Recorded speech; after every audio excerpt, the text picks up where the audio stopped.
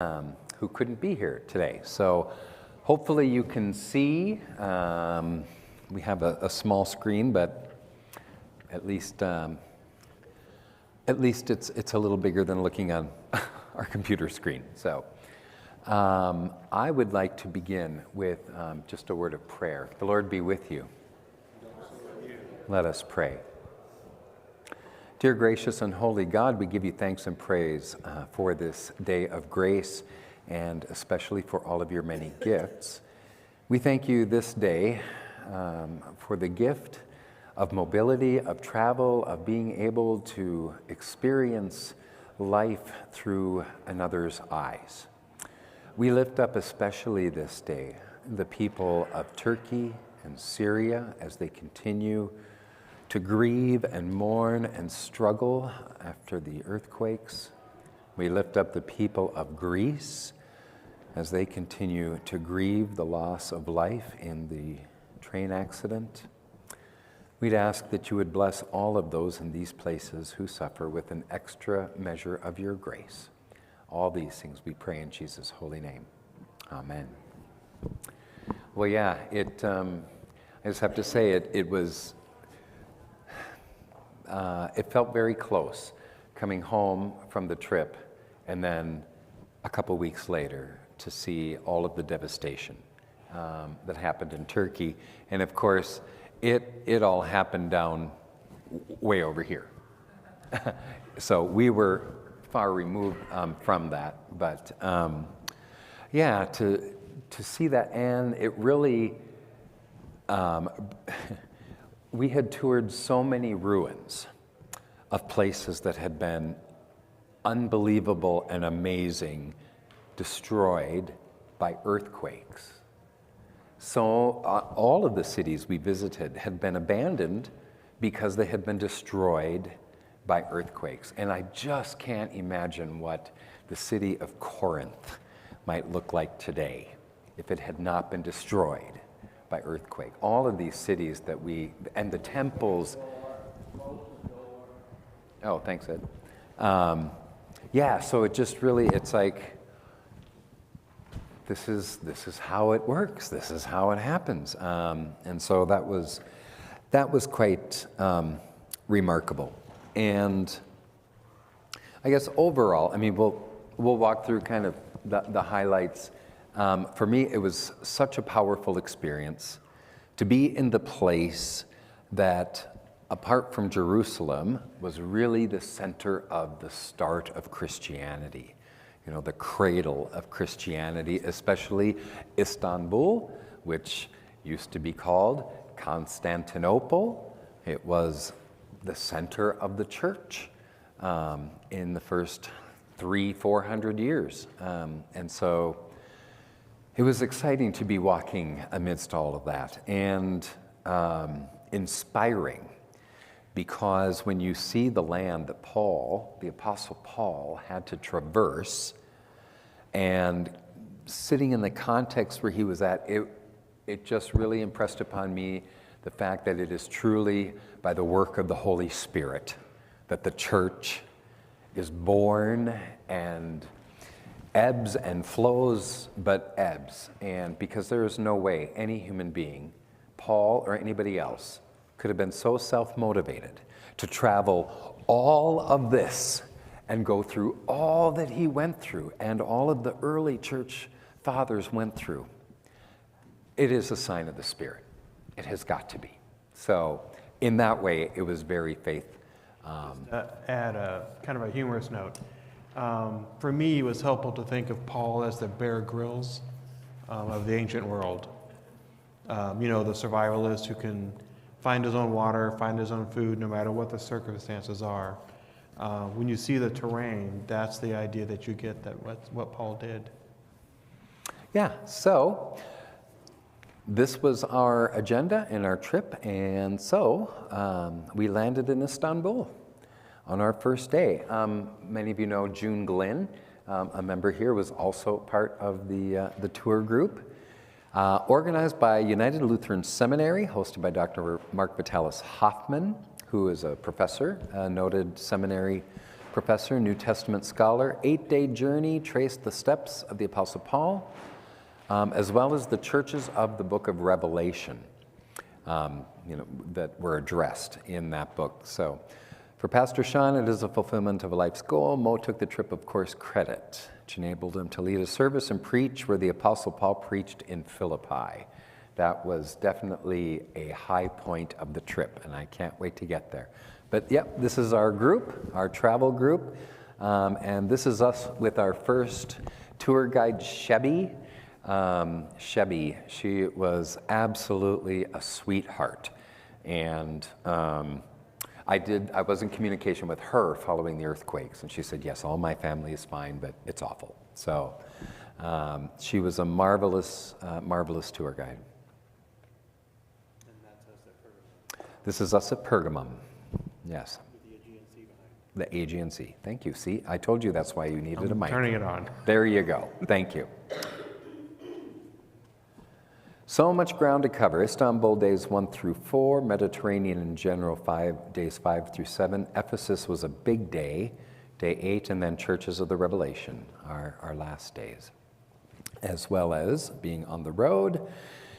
Heights, yeah, if you know me, that was not my favorite day. And the oracle knows, and all good things coming to an end. So here we are in Istanbul. This is a picture of a piece of tile which is very emblematic of the tile work. I'm sorry for interrupting. You guys did this in how many days? 19. 18. 18 days. And Paul took how many years? 3? That's all? Wasn't it 3 years? Well, he did multiple journeys. Yeah, I mean, he did multiple trips. Yeah. So, I mean, that was on foot, right? yes, On foot. and horse. We're talking big miles. Yeah.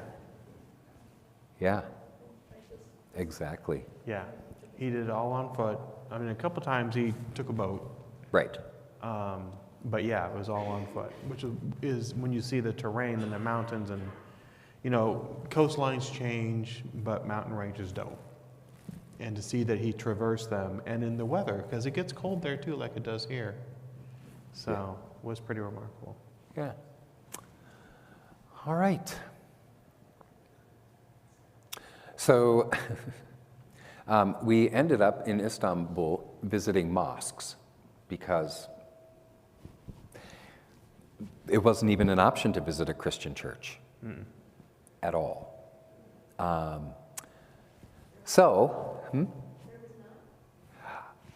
So Shebby, our tour guide, said that there are some, they're less than 100,000, and they all live in the west coast town in and around Izmir. But that's where they are. And those are left over from the swap after World War I between Greece and Turkey of their population. Yeah, and so visiting mosques, which were beautiful, indeed. St. Sophia, yes. I was going to point back at what we were looking at here. This is apparently John the Baptist's arm. It was also in the same museum as the staff that Moses used. So, again, it's more of a remembering that John Baptist had an arm and Moses had a staff, I think, than reality. But yeah, so these are views from inside Hagia Sophia. Hagia Sophia is the largest mosque in Istanbul. It was originally the largest Christian church in Christendom during, when it was Constantinople. And of course, with the arrival of the Ottomans and the Ottoman Empire, it was taken over, and the Turks, it became a mosque. And then, for a period of time, it wasn't a mosque, it got turned into a museum. But now it is once again a mosque. And this was one of my biggest struggles there in Turkey, in as much as I appreciate them being stewards as much as they are of Christianity's most original sources and things, but it is sorely lacking. So for example, Hagia Sophia, they have a baptistry that was part of this cathedral, used since, as it says, the 6th century. I was searching for this baptistry, and our tour guide said, well, I think it's around there somewhere. And so I went hunting and looking for this baptistry, and I found a sign that says baptistry, and I took a picture, but it didn't look like one. And I came back, and she said, oh yeah, no, that's not it. They just put the sign somewhere else. And it doesn't matter. You're not gonna find, they're using it for storage. And I was like, I would actually do a pilgrimage to Istanbul to visit this baptistry that has been in use, or was in use for the earliest Christians, and now it's in storage and I can't even find it. Also, part of that was, since all these sites in Istanbul are museums, they do not allow worship in museum sites. So all of the outdoor sites, there was no allowance for spending time in worship. And in fact, at one point when we get to St. John's Basilica, I was just moved to break into the doxology, and others joined me, and then the security guard came and said, Yeah, we got in a little bit of trouble. So, just about. So, let's talk about a couple of things real quick. So on the right, you'll notice that's June with a headscarf. So all women in all mosques must keep their heads covered. All she had with her was her scarf from Mexico with a gecko on it, so the gecko got a lot of action. Shawn, if you'll point to the inner dome area on the inside where the white down. Up here? Yeah, right there. Nope, right there. Nope, down. There. Oh, this, yeah. So those are sheets of cloth that are covering icons depicting Jesus and Mary and the Holy Family. So when Hagia Sophia was turned into a mosque, all of that was whitewashed over. And then when Ataturk in the 20s turned it into a museum, they stripped away the whitewash. And last year when it was turned back into a museum, instead of destroying the artistry, they cover them now in white cloths. Our guide told us that sometimes they retract them, but in the time that we were there, we never saw them retracted. And in fact, we never saw any Christian imagery inside Hagia Sophia. It's either been covered by cloth or it has never been restored once it was originally whitewashed. So what we're going to hear in a moment, though, is something that we, Shawn and I, well, our entire group, became very familiar with, and that's the call to prayer. It happens at regular points throughout the day, 7 o'clock in the morning, noon, 3, 7 o'clock at night. It gets to the point where you just it's background noise like a busy street. But we're going to hear the call to prayer. This was, it was evening prayer inside Hagia Sophia. So hopefully this will work.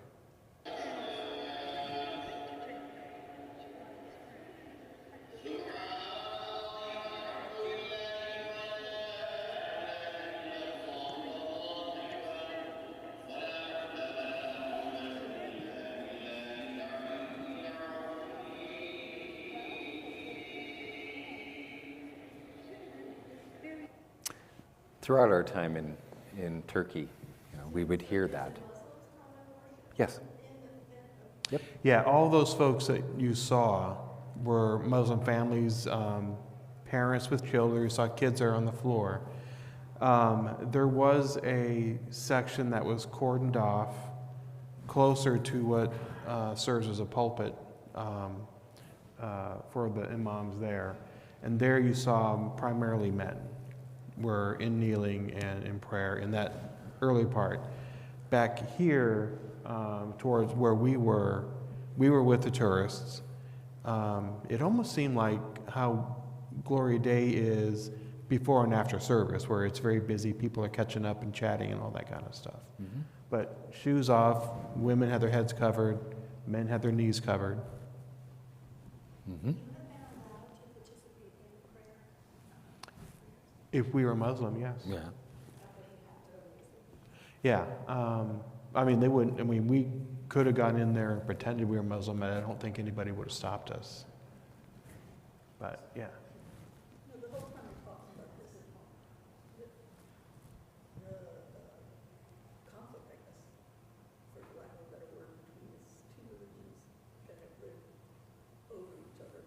It reminds me also of Spain, where you could say the same thing about the Moorish Hmm.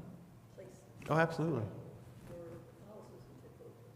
And it also reminds me of the Native American situation here, Hmm. where none of their sacred grounds are available to them. Hmm. And I think it's a good experience to feel like the outsider. Right.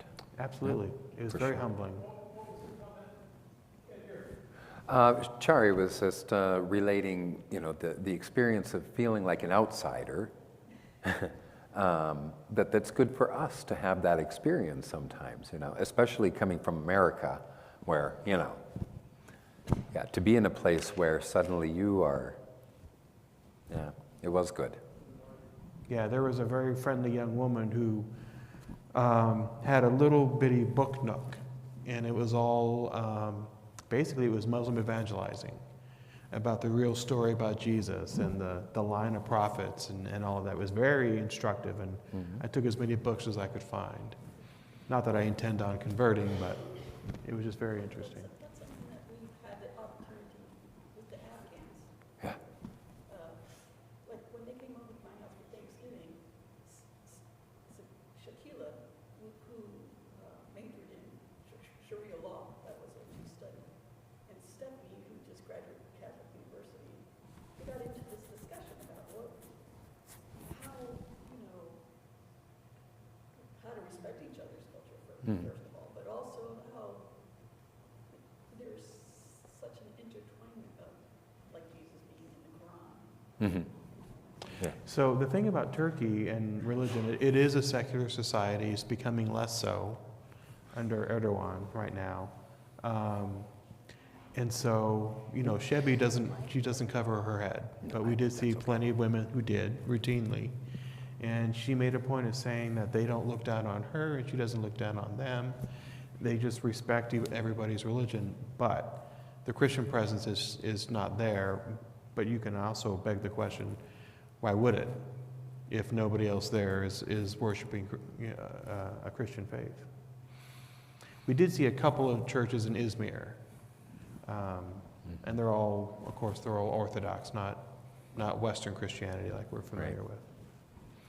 Yeah, Onto the bazaar. next time, if I go back, I want to set up an appointment with the bishop, the Christian bishop in Istanbul, and find out what's going on. Where are you all? The patriarch. The patriarch. The ecumenical patriarch. The ecumenical patriarch of That's Constantinople. Anyway, so yes, the bazaars, the the famous bazaars, the Grand Bazaar, Spice Market. It's really amazing. What's amazing to me, these are olives, all different kinds of olives, beautiful olives, but stand after stand after stand after stand, and it's all the same, all of these spices, and I just wonder, how do they possibly move all of this stuff? It's just amazing to me. This is where Istanbul. Yep, Yeah, we're still in Istanbul. yep, Grand Bazaar and So- spice markets. On the left, that's everybody buying coffee, and you can't see, but that's Shawn's shoulder there in the lower right. Getting coffee, yes. Yeah. Turkish coffee ground. And then the Grand Bazaar on the right, I learned very quickly that I am not equipped to bargain.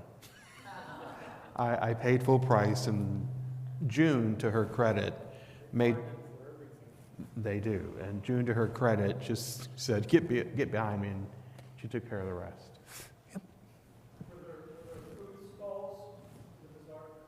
Oh, yes. There were, but not as many as you would think. So, Not so much. No, It but- is mostly merchandise. You did have candy shops and pastry shops. Yeah, lots of gold and silver. Yeah. You did have pastry shops and candy shops where you could pick up things to go, but not necessarily, not like a cafe Right. and sit down and have a Lots of have a Turkish cup of delight. tea. Yeah. It was.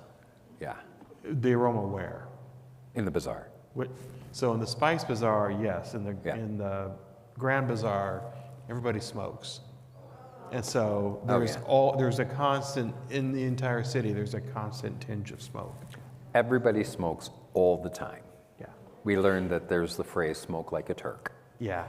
So, So cigarette in one hand and your little glass of tea in the other, and welcome to Turkey. yeah. So in Turkey, as it was explained to us, that smoking is a sign of manliness. So masculine behavior. Yeah.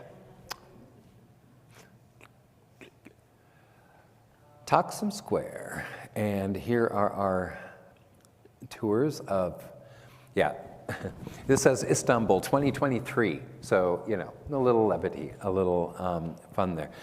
The Blue Mosque, of course,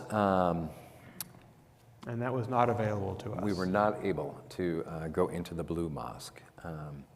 So up top left is Istiklal Caddesi, and that is a famous shopping district. But it was the site of a terrorist bombing about 8 weeks before we got there. And then on the lower left, that is the Bosporus, which is the strait that divides Istanbul from its European and its Asian side. But it's the busiest shipping lane in the entire world. Mhm. We rented a park. Oh, Looks like that was our view there. We were on shift work, so all the shifts went together to afford us because we were never there at the same time. So we worked, whoever was on break was at the thing. So fun, it turned out to be pretty cheap when we had that into the market. right? So Perga and Antalya. Unfortunately, I was sick this day. Yeah.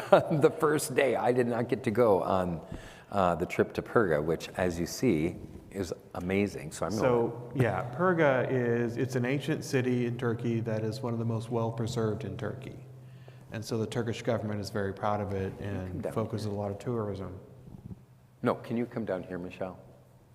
I just want you to hear what Mo's mic is doing, because it's very hard for me to hear. There's like a overall din, you know, it's like there's a constant echo.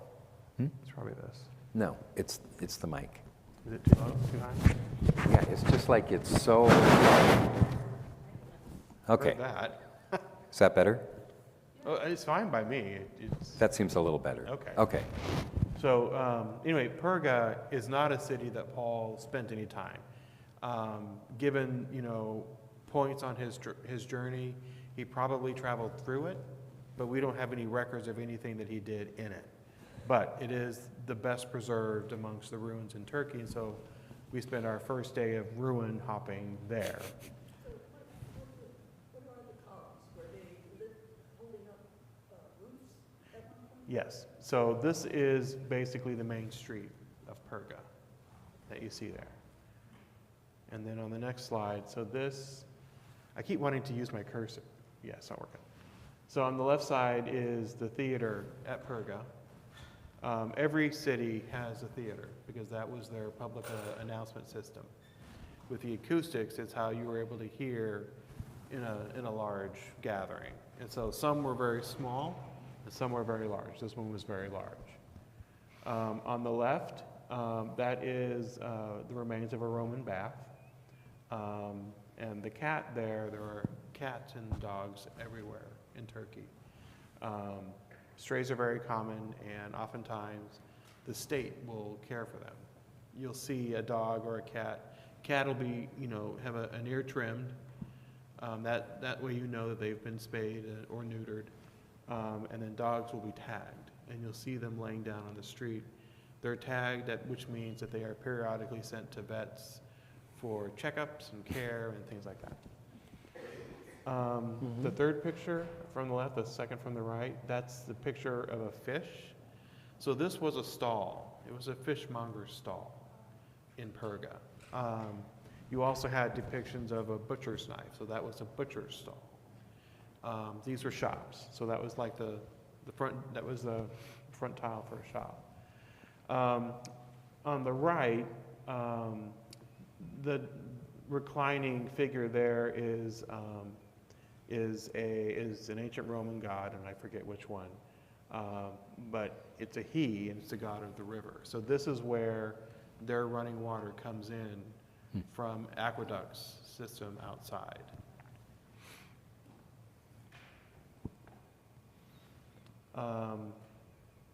So kind of a repeat. That's obviously June. I'm in the theater at the very top. Every tour that we took, we almost always started at dawn. So that's the morning sun, not the afternoon sun. On the right, where you see June in red, that is the theater at Aspendos. And Aspendos has been refurbished as much as you can and is currently used for rock concerts and other kinds of events. And that's some of those columns, Chari, that you were talking about. Antalya. So yes, I fortunately, when everybody else was out hiking the ruins of Perga, I felt better, and so wandered through the town of Antalya, and these are just some of my pictures from that very beautiful city. They called it the. Point to your video. Point to the video. Oh yeah, here's me. I did a little video. There was some people playing music. It was just it was a lovely spot. This, they say Antalya is the, for people in Turkey, it's like their vacation city that they go to. This is, because it's in the south, and there was a beach about the size of here to that door that had 10 people on it, so. On the Mediterranean. Yeah. It's also a favorite vacation spot for a lot of Eastern Europeans. Yeah. And so when we would walk down the streets, vendors that are trying to catch your attention, they'll string off a bunch of languages. So one came at us, I think English was his third try. He first tried Russian, then he tried German, and then he tried English. And we understood what he was saying. Dinner at American Cafe. Yes, I found steak. Roman aqueduct. This. So this was, you weren't on the bus. So that was, this is an aqueduct junction. The Romans were able to engineer water flowing down, going up, which is pretty remarkable. And that's as far as I get with engineering the mechanics, but they did it. That's Aspendos again on the top right. The theater is a more expansive look. You can see how big it is. And then on the lower right, you see in the distance there, that's remains of a Roman aqueduct. They're all over the place. But those are tomato fields. And so Turkey is known for its tomatoes, and they are delicious. They are. I had tomatoes at every meal. Breakfast, lunch, and dinner. Tomatoes and cucumbers, because they were always out. All right, so this is the following day, Antioch of Pisidia.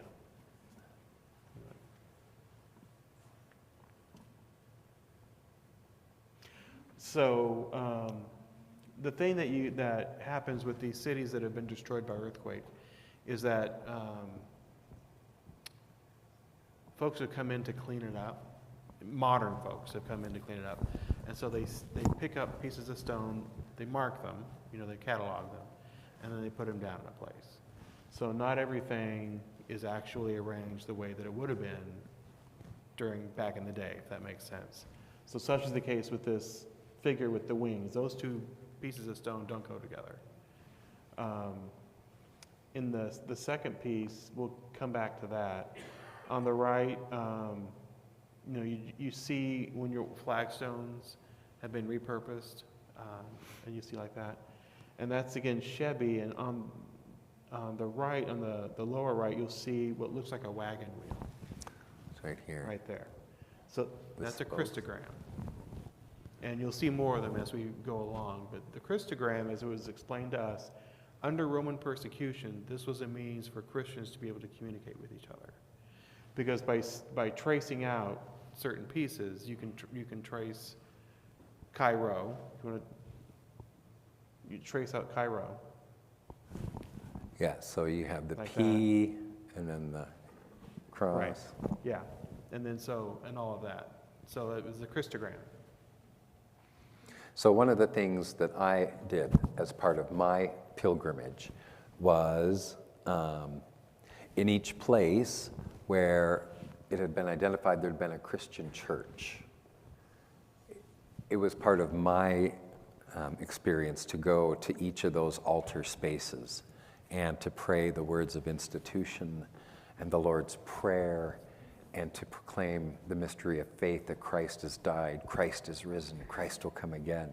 Because these are the places where that began in the first 300 years and is now silenced. And so that was just part of my spirituality of this trip, was to invoke the Holy Spirit in these places again. Yes. Mom, can you go back that one? That second one from the left, is that an altar? This. It's pieces that people have put back up As an altar. as an altar. But that is where Shawn is in the second one here. Mm-hmm. Same place. And in fact, our guide was very concerned that this was put up because it looks like a church with people coming in and sitting down and doing a service. Yeah, This is a museum, it's not allowed. right. So Shawn doing this at all these sites was a little subversive. So second from the right, that is what remains of the synagogue in Antioch. So Paul's pattern was that whenever he went to a new city, he would always go to the synagogue, and that's where he would preach. He would also invariably get thrown out of the town, and so that'll become a persistent theme as we move along. So Paul was chased out of Antioch. He was also chased out of Ephesus, chased out of Corinth, chased out of Thessaloniki. So he got chased out a lot. And yet the Spirit remained. Is that what you were trying to do too? Indeed. Indeed. Yes, getting chased out. So this is, Colossae, yeah. So the letter to the Colossians, right? And I just thought this was funny because it's like, it's an open field. They have not excavated it at all.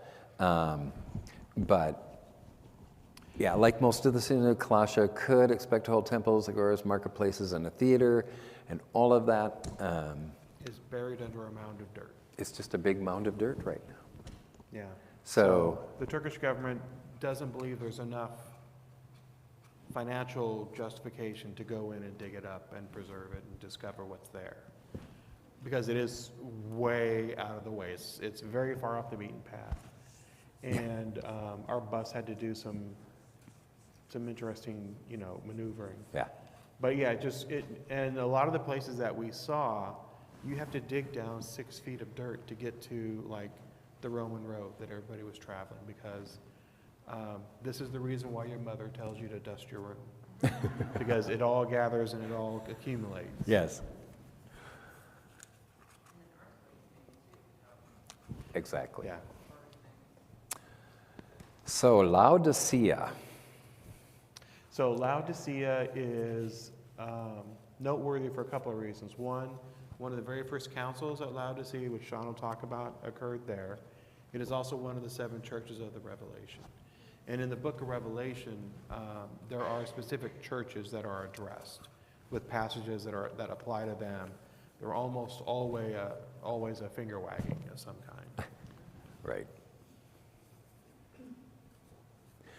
So, what we're seeing here are pictures of what remains of the basilica, the cathedral, the primary church of Laodicea, which is fascinating because I suppose the date is up here on some 460. Here we go. 343 to 343 to 381. one of the first councils at the time. So, Christendom didn't have a hierarchy. Jesus didn't institute bishops and all of this stuff. So the church is trying to figure out how to be. And so there was a council, 343, between 343 and 381. Let's see what this is. A series of meetings by bishops of the early church contemplated questions facing the newly legitimized faith after 380, when Constantine said, okay, Christendom it is. Among the questions are proper baptism. Hard not to imagine these meetings looking like a synod assembly. Laodicea is also a church of the Revelation. So all the bishops from Jerusalem to Rome coming together in Laodicea like a great big synod assembly, coming together to decide how to organize their life together. And if you go to the next slide, they came up with all of these different points. One of the things I'm really curious about is what was going on in Smyrna, because one of their points was, anybody who comes to us from Smyrna has to be rebaptized. So they must have been doing something wrong in Smyrna around their baptisms. But, to read all of these things, it's just fascinating. Yeah. Like, How much of this council's work has survived today? well, So- that's a good question. I mean, Yeah, parts of it. I haven't studied and there's like 90 some odd points up there. But each council kind of built on the previous one. So this council built on the Council of Nicaea, where it's Christ's divinity. Nicaea was came first. Yeah. Nicaea came right after. It was in the early 4th century. And then this came, and then the council at Chalcedon, where it talked about Jesus' divinity, was decided there.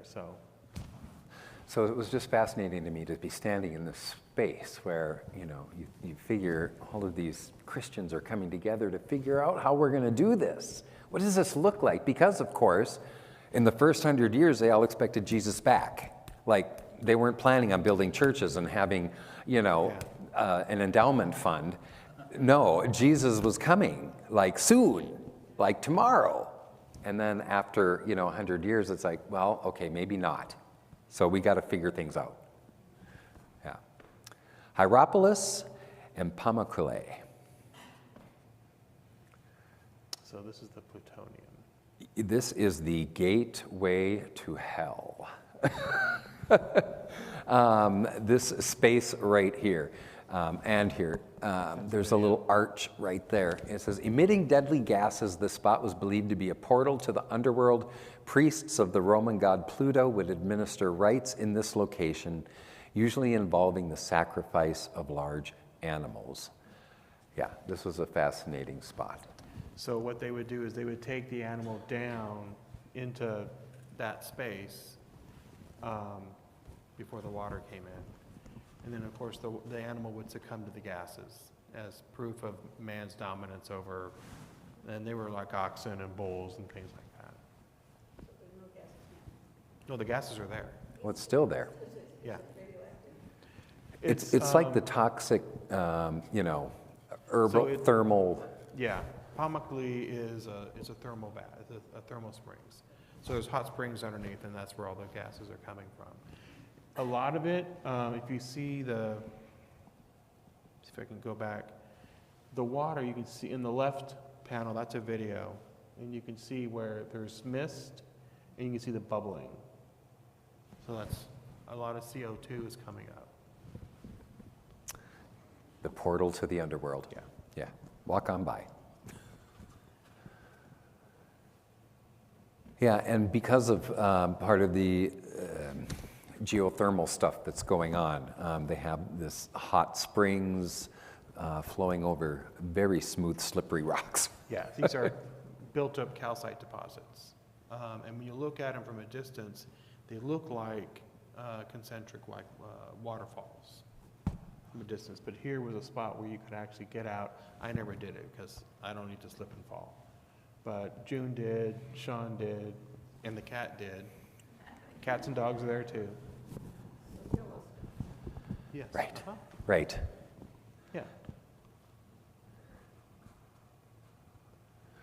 And we happened to be there on a day when there were hot air balloons flying, and it was just so beautiful. It was like you're taking postcard pictures. And in fact, this part of the country of Turkey is very famous for their hot air balloons. And then to Ephesus. Paul was trouble in Ephesus, a church of the Revelation. What did you write here? Paul caused a riot in Ephesus and had to flee. Ephesus was a wealthy city dedicated to the goddess Artemis and boasted running water in its public latrines. The silversmith worried that Paul's new religion would harm their trade. Yes, when we did the Acts Bible study, we spent a long time on Paul in Ephesus and what he was doing there. This is Nike, goddess Nike, where that appears. I'm trying to think of. So the lower left, that's one of the, so they have unearthed a set of dwellings, but they're for wealthier people. In the middle, that's tile work that you can still see mosaic that you can see on what was their sidewalk. And the previous picture was of the library. Yeah. The library at Ephesus is one of the most famous libraries In the ancient world. in the ancient world. Earthquake. Earthquake. Here again, you see this Christogram. So the lady in blue was looking at the latrines. Yes, public toilets. I'm a 12-year-old boy at heart, so I had to put in the toilets. Here we are at the Basilica of St. John. So it is said to be the resting place of John. It is adjacent to Ephesus. Adjacent to Ephesus, yes. Unclear whether it is John the Apostle or John of Patmos, the writer of Revelation, or whether they are one and the same. Tradition have it this is John, the beloved disciple, Jesus' beloved disciple, who took Mary under his care at the crucifixion. Tradition has it Mary traveled to Ephesus and lived with John. And tradition holds that this is where John, he left. If this is John of Patmos, he spent time at Patmos, but came back, and this is where he died.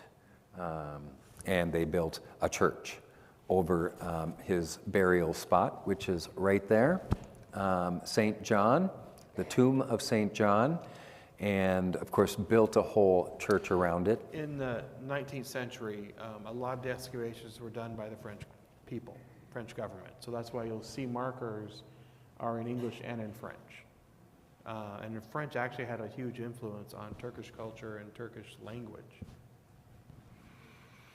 And of course, here's me once again doing my invoking.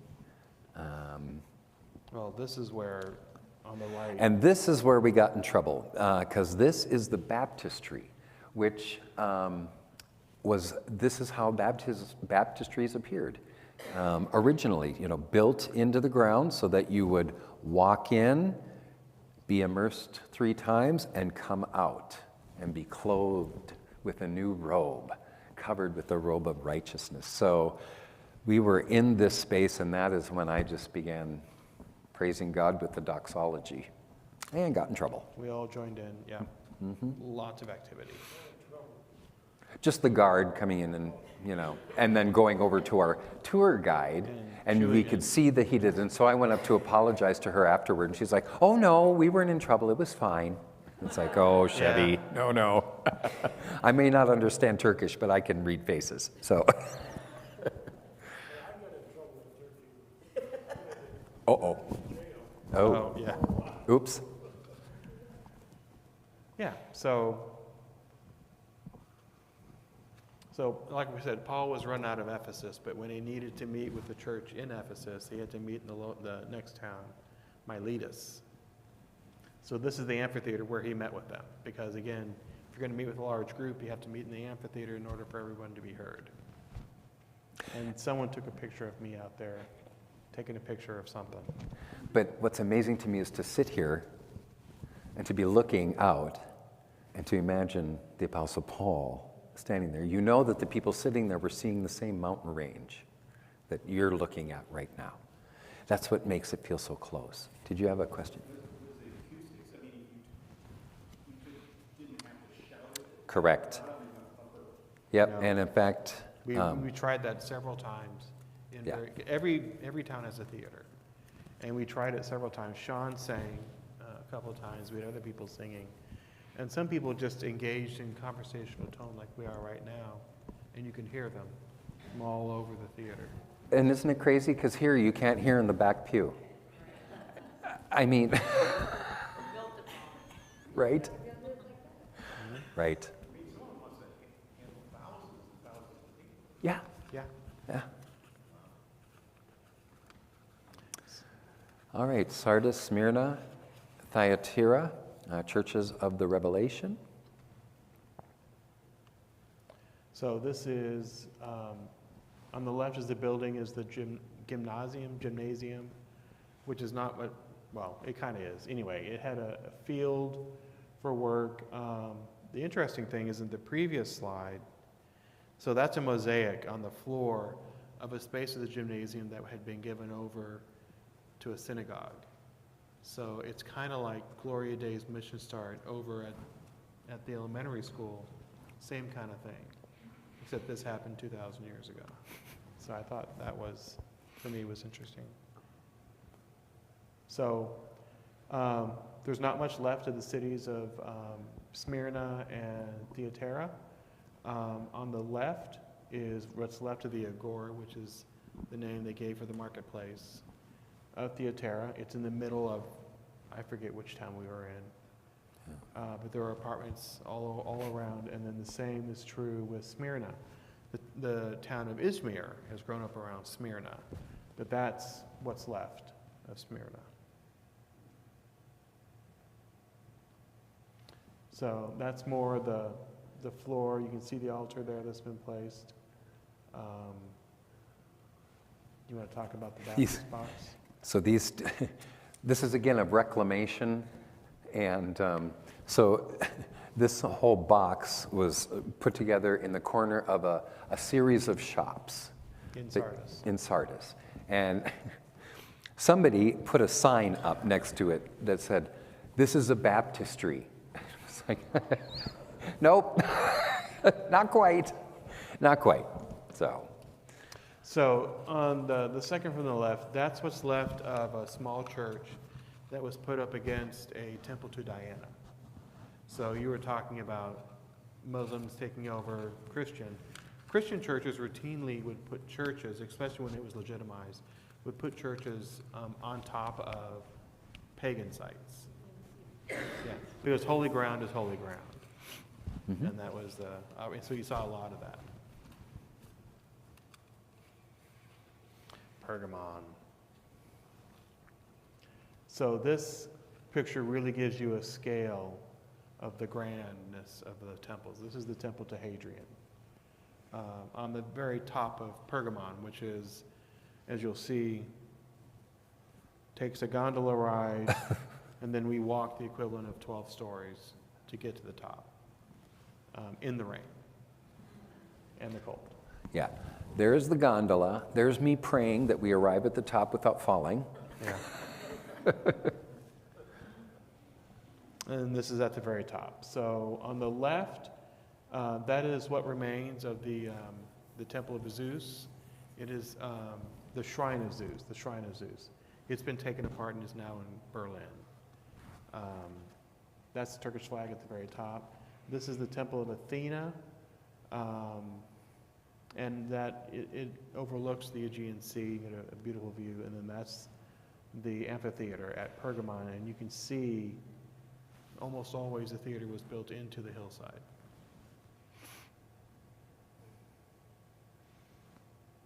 And so on the left, that's Assos, which Paul traveled through. This is an example of Christian presence. This is the top of a sarcophagus. We don't know where the body is. And then on the right is also what's left of the entryway to Troas. Troas is where Paul had the vision of the Macedonians saying, please come to Macedonia. And so he hopped on a boat at Troas. So on the left here, these are two remains of the same road. It's the primary road from Rome to Constantinople. It's called the Via Egnatia. And you can see how far down you had to dig for me and my classmate to be able to walk. And then this is oftentimes what the road looks like, which is off the side of the road. That's what's left of the port at Troas, the two right pictures. But those are actually pillars that were part of The harbor. Part of the harbor. Yeah. So it is from here that Paul set sail For Greece, Macedonia. for Macedonia. So Troy and Kavala. This is when we left Turkey and entered Greece. So here is the back of Chevy. I just have to tell you, this was another experience of not being in Kansas anymore. When we moved from Turkey to Greece, because we had to cross the border, and we had to change buses, drivers, and tour guides. And it was tense. We were all very quiet, and We did what we were told.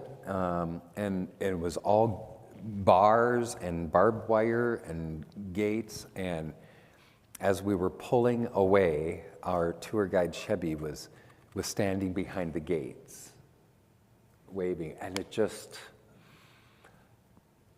was so powerful, because then we were into Greece, where there is a Orthodox church from the 4th century on every corner, every single corner. Night and day. Night and day difference.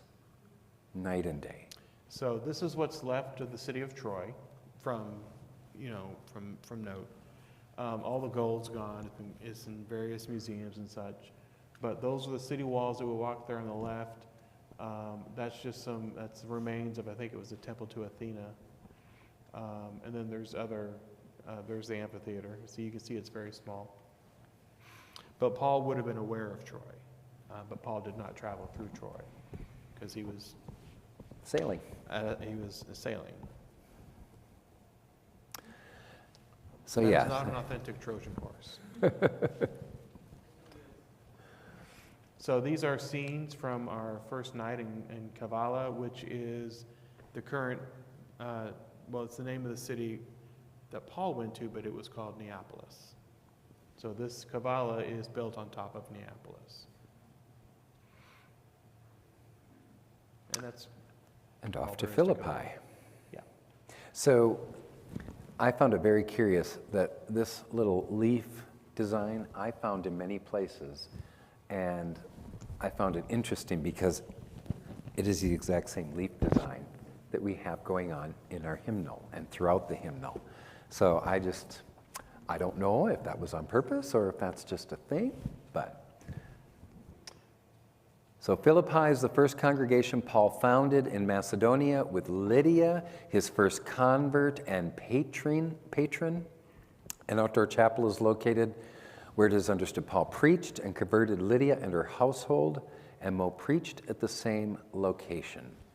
So Lydia is considered the first European Christian baptized by Paul outside of the city of Philippi, and just outside the city by a river. And at that location then, they have built a church.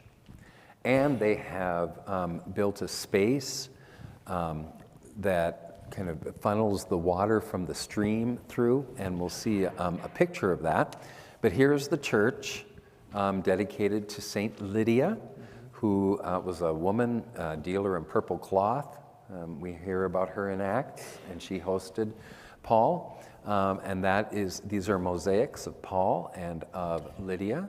Yeah, the church was built in 1974, so there's nothing old about it. No. But the inside is absolutely gorgeous. It is all iconography, and the whole inside tells all the story of Paul's journeys. I really wish they would make a coffee table book of just Yeah. this, because it is It's just, everywhere. On the left is the Dormition of Mary, because she never died, she just went to sleep. right?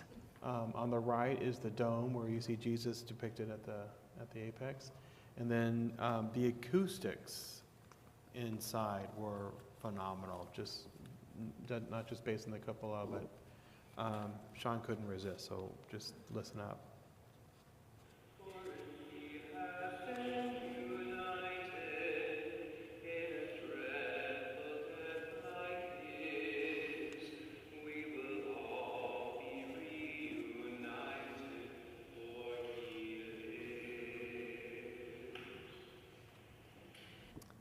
It is a beautiful space.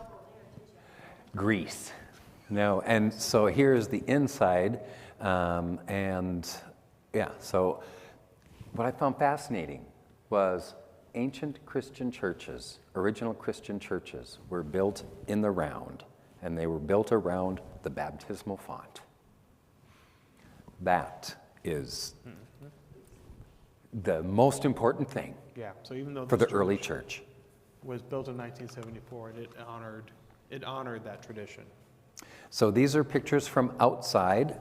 This is where they have funneled the water through from the stream. And so what you can't see is seating out here. And each of the seminarians were in charge, who were taking the course for a class, or taking the thing for credit, presided at a devotional thing. And so Mo's actually was the most significant one.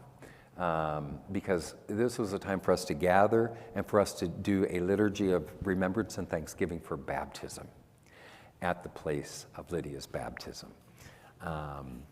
So remember I said earlier that Paul, whenever we went to a new town, went to the synagogue and preached. Philippi didn't have enough Jewish men to have a synagogue.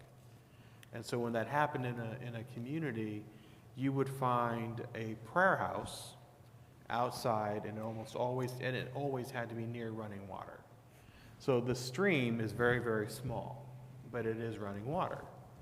And so it fits, from all the historical information, it fits where Paul found this house of prayer populated by Lydia and her household of women. Mm-hmm.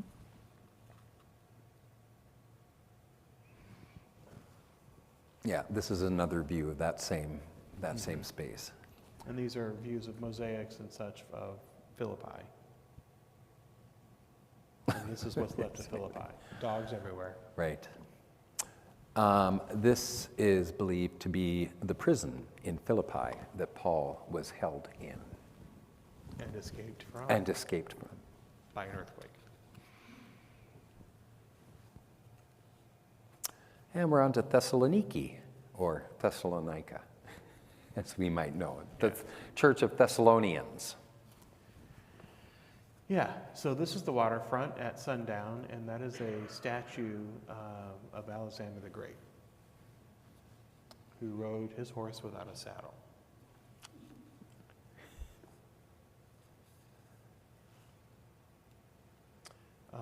So this is the White Tower, which was built by the Ottomans.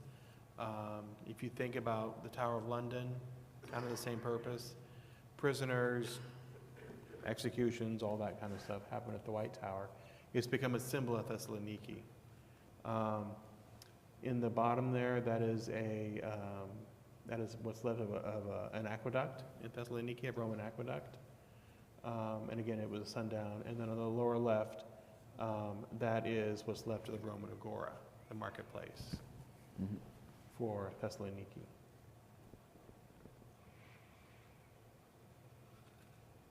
So these are pictures of Vladen Monastery. So Paul got in trouble in Thessaloniki again and hid out in what was called the house of Jason. So Vladen Monastery has been built on what is believed to be the site of the house of Jason. It is very old. It dates back to the 7th and 8th centuries. And you can tell because you see where the image of Jesus there has been pocked out. So that was when iconoclasm was in place. They believed that images that were graven were heretical. And so where there were icons, they took them out, iconoclastic. Yeah. Right. But where you see that dates back to around the 7th or 8th century.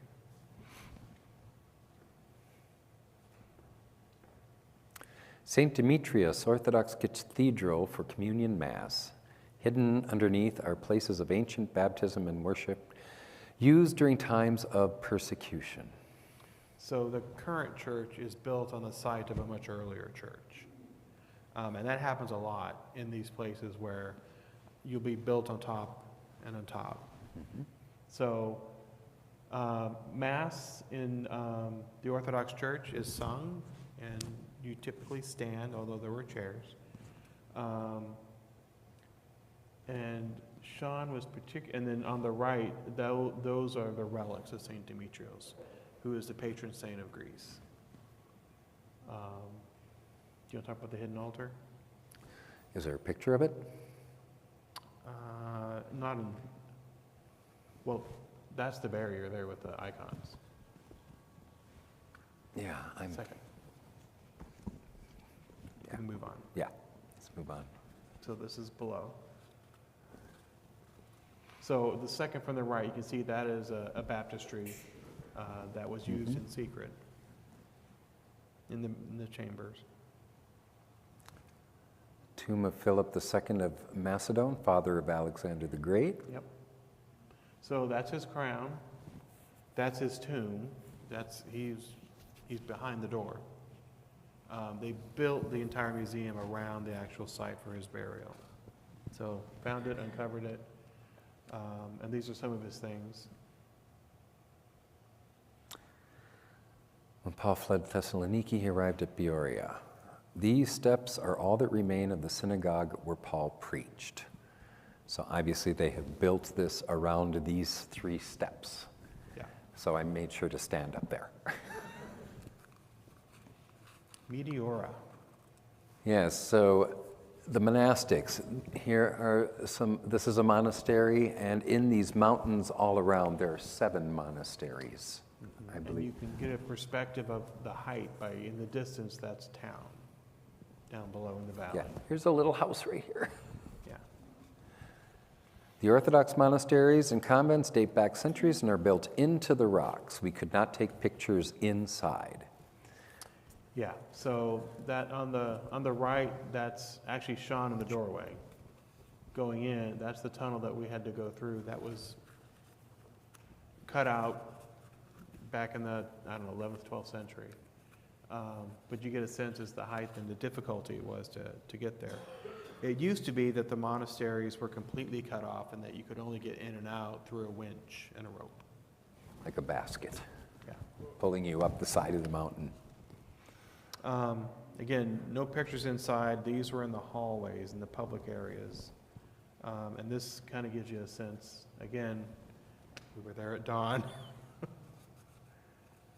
is the reason for not allowing photographs inside? So it's a monastic rule, so that wasn't universal to the churches in Greece. They didn't want those images replicated.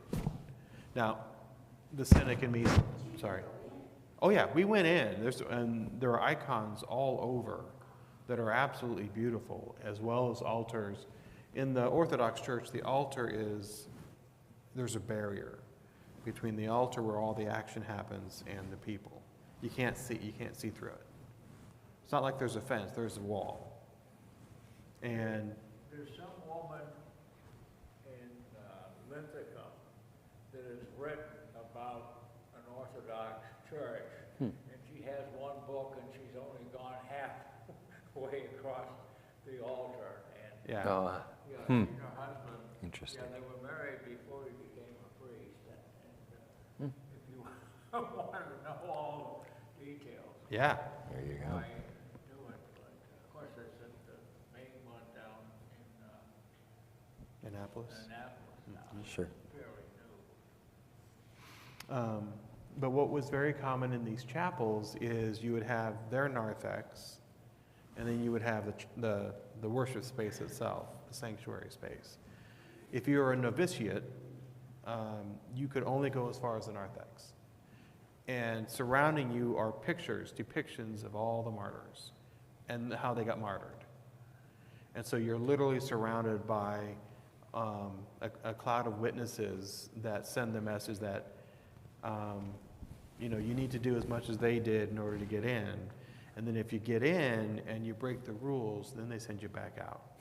And you have to go back and you have to earn your way back in again. But that was a consistent theme, was seeing all these people boiled in oil and people hacked to pieces. And they were pretty gruesome. And maybe that's why they didn't want pictures. So this is a novitiate at a convent that we attended. And her job was to make sure the women were properly dressed, because all the women had to have skirts below the knee. But she also tended to the candles and all that. But this was not considered inside, so that's why we could take pictures. But on the left, you see all the women. So there's June and her gecko scarf wrapped around her waist. But all the women had to, and then if you arrived and didn't have anything then they had cloth there at the ticket gate where you could borrow to wrap yourself. But no head coverings. Delphi. With temples and treasuries built into the mountainside, every Greek city kept an offering to the oracle. Drinking from the spring brings good fortune. So on the left is the temple to Apollo, built on there. That's us with the Apollo temple behind us. Top right, that's the treasury of Athens. So that's where it kept its offering for the oracle. And then I like that picture. This is Shawn bent over drinking from the spring. The spring of good fortune. Yeah. June was constantly attracting cats and dogs. And this cat just would not leave her alone in Delphi. You had mosaics, were frequently found at Delphi, not by me. I looked. Everybody else had them, but for the life we couldn't find them. And so this is at the museum at Delphi. This is a larger-than-life phoenix that Shawn is looking at, obviously in awe. So on the right is a bronze statue called the Charioteer. That was found in the rubble after an earthquake, but it's considered one of the finest examples that are still around of bronze statuary. And then you'll notice these statues that some people are clothed and some are not. When they are not, that's a designation that they had achieved an athletic fame. And when you do that, you can be depicted naked. But if you're just a good speaker, good orator, then you can be depicted, but you're depicted with clothes.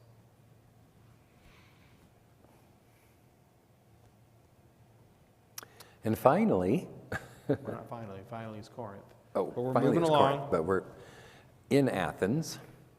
Yeah, so you can walk up there and crawl all around. Yeah.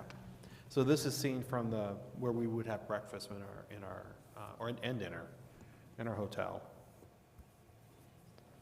So this is the Acropolis. Every ancient city had an Acropolis. So there's not just one Acropolis, there are many Acropoli.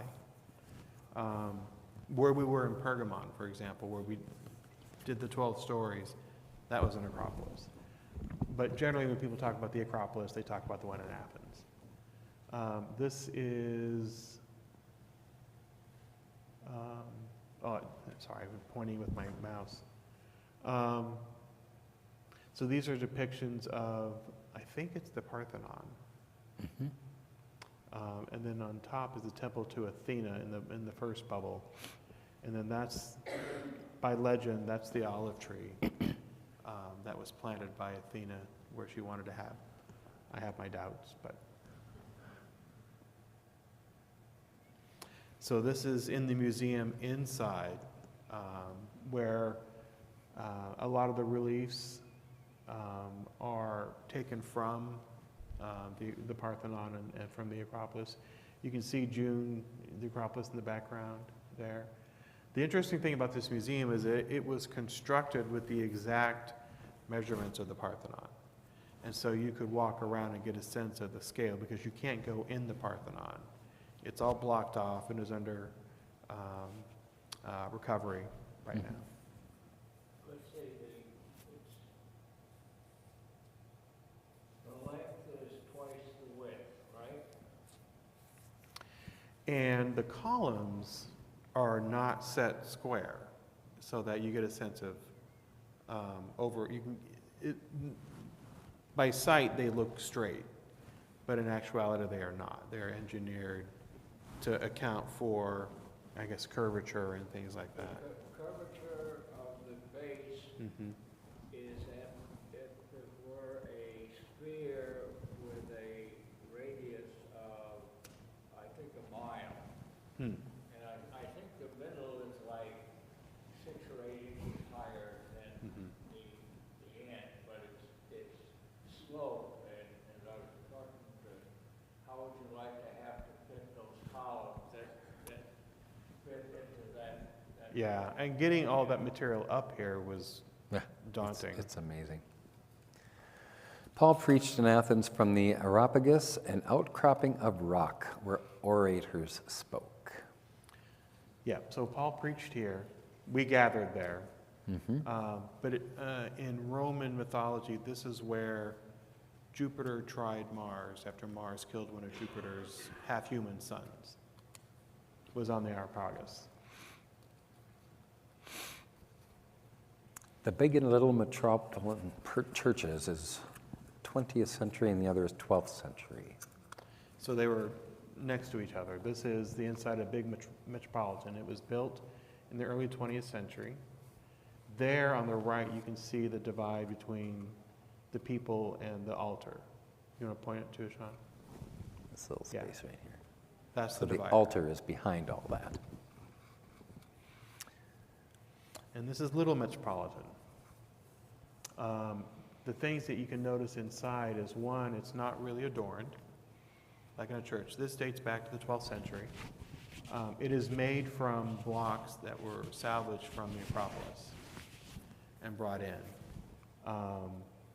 And we weren't able to go beyond the narthex. The worship space was cordoned off. What is interesting about all these little churches like that is that you always have to go down like 5 to 10 steps to get into them because the rest of the cities have built up around them. And so, yeah, it's... All right. Corinth. Last visit. Last visit. So this is the temple to Apollo in Corinth. I have to point out this particular stone. If you can see, it says Concordia. So we all know that, is in reference to Concordia College, Moorhead, Minnesota. Right. Go Cobbers. Yeah. But it's really kind of fascinating that rock and that word should appear That way, yeah. in that way, yeah. So on the right, and I always get this reference wrong, but in Acts, there is a specific spot in Corinth that Paul was taken when he got in trouble again. So on the right, that stone designates that spot. And it has a name. I want to say it's something like Stegus. I was up so late last night, I didn't look it up. But yeah, it's one of the only spots in the Bible and the New Testament where you know for certain Paul was there. Does the symbolism have a meaning that you can tell us about? All of these things. Yeah. This is an example of how the Greek government is recovering a lot of the ancient structures. That's new engraving. And it's there at the place where Paul was, next to that stone. That stone is kind of facing this on the ground. But that is That's a new addition. Replicated on the original, but that's new carving.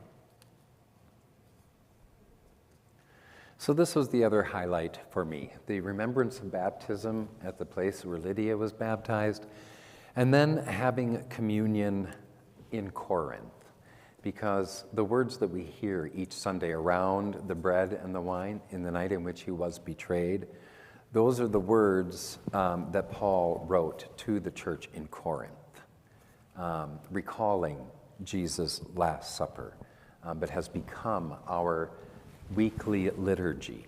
And so to be able to celebrate that in Corinth was very powerful. It was very powerful indeed. Yep. And yeah, here's a dog.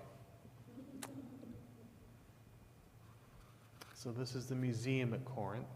A lot of the sites, they would recover artifacts and they would create a museum around it. This museum was pretty modest, especially in comparison to Athens. But what it contained were pretty impressive, I thought, including the owl, which was a favorite theme of Shawn's. Along the roadside, there are often little chapels. And I asked what that was about, and the tour guide said, well, sometimes it's in case for when somebody died there, like in an accident or something. But other times, it is just a chapel. And you look inside, and there's a little place to burn incense, and there's a little candle thing, and there's some icons, and yeah. This is a big ravine. That's a canal. Canal, yeah. So the Peloponnesian Peninsula is connected to the mainland by a very thin strip of land. And Corinth is on that strip and has two ports, one on the north side, one on the south side. And to avoid having to circumnavigate the entire space, Nero was the first to suggest that there would be a canal cut in there. Now this canal was cut in the 19th century. And frankly, it's too narrow now to be of any real use. So you have recreational vehicles will go in and out through there. But on the left and on the right of the canal, and I forget the name, it starts with a K, but this is the southern port of Corinth. Like I said, Corinth had two ports, one on the north, one on the south. This is the one on the south. And it is also understood to be one of the ports that Paul shipped in and out of. But you can see the harbor has been swallowed by the Aegean. Mm-hmm. So did you walk across it? Yes, Yes. it was terrifying.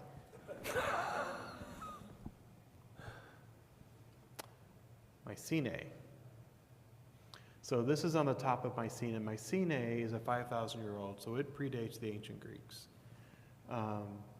And on a vista, what you see all throughout, everything that you see that's green is an olive tree. There are patches of olive trees that are preserved as part of Greek heritage, the Greek state and heritage. We have national parks with firs and redwoods and such. They have olive trees. But that's June just taking a risk, because that's a steep walk up to the top of Mycenae, which is kind of a proto-acropolis, if you would. So before that, everybody built on high because that was defensive.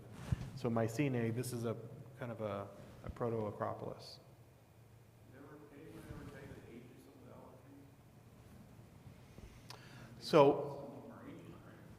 So we did see one, and it might have been in Kavala, that was reported to be over 1,000 years old. And it was a gnarly looking thing. But yeah, olive trees do live a long time.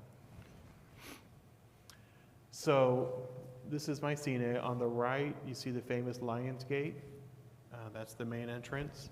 The second from the left, that's the back entrance. And then this is the ramp up to the main part of the city, so it's very defensible. And then here on the second to the right, This is looking up from this is the stairs that goes down to the water supply to the cistern for the city, because there's obviously no water at the top of the hill. And that is our last slide. That was our last tour guide. Peggy? Peggy. What has June got there? A Euro She's sandwich. got her Euro. That was a thing. They never fed us Euros. They would feed us, because we had, breakfast and dinner was provided, but they never found us Euros. So we just took one night and we skipped dinner and went off and found a street vendor. Yeah. And then that's June enjoying her Euro sandwich. But as you said, our faith was deepened, richer understanding of the Word, grateful for the work of the Holy Spirit. Good food, great companionship. It was an awesome trip. And that Awesome. was. All right. And next January, there is another trip from ULS, sponsored, to Israel, Palestine, and Jordan. And we will be going on that one. So Same professor. same professor, same But this kind time of we'll be process. following the steps of Jesus. Yes. So it follows the path of his ministry. Yeah. Yeah. So 1 year from now, we can meet back here and we'll do that for this. All right. You're eating tomatoes in January in Turkey. Yeah. Every meal. They were delicious. So we're done.